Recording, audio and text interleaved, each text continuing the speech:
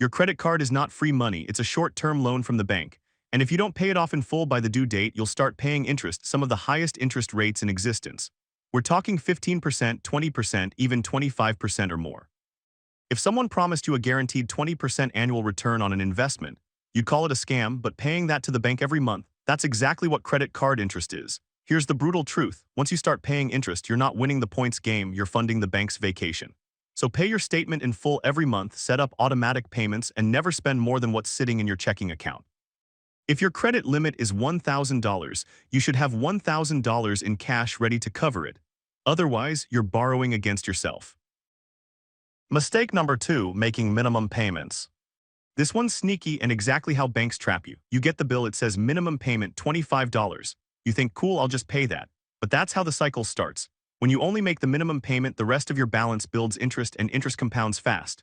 Suddenly, your $500 purchase balloons into $650, $800, or $1,000 before you even realize it.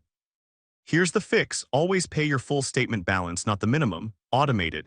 Never spend money you don't already have. And ignore that minimum payment due box, it's a trap designed to keep you in debt. Mistake number 3, maxing out your credit limit.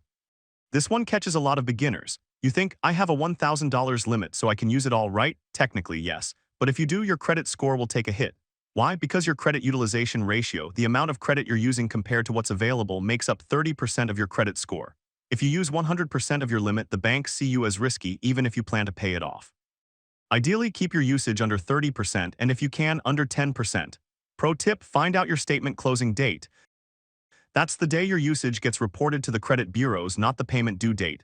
Pay off your card before the statement closes so your report always shows low utilization.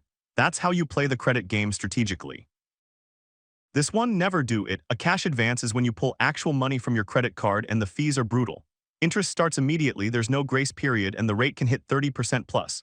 There is no smart reason to use a cash advance unless it's a life or death emergency, and even then, look for other options first. Your credit card is not an ATM. Treat it like a payment tool, not a source of cash.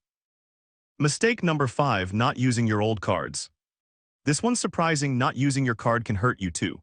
Why? Because credit score factors include length of credit history, which counts for about 15% of your score. If you let your oldest card sit unused, the issuer might close it, and when that happens, you lose history. Here, the easy fix. Take those old cards and set up a tiny recurring charge like $1 to Amazon or Spotify and automate the payment in full every month. That way, your card stays active, your payment history keeps growing, and you don't even have to think about it. Mistake number 6, using the wrong credit card. This last mistake can cost you the most, potentially tens of thousands of dollars in missed rewards, perks, and bonuses. Most people just grab the first card their bank offers or whatever the cashier pushes at checkout for 10% off. That's a rookie move. If you want to play the game right, you need to be intentional. Different cards serve different purposes: travel, rewards, cashback, business points, balance transfers, etc. The right card can pay for flights, hotels, and upgrades. The wrong card just sits there collecting dust. Be strategic. Choose your cards based on your goals, not convenience.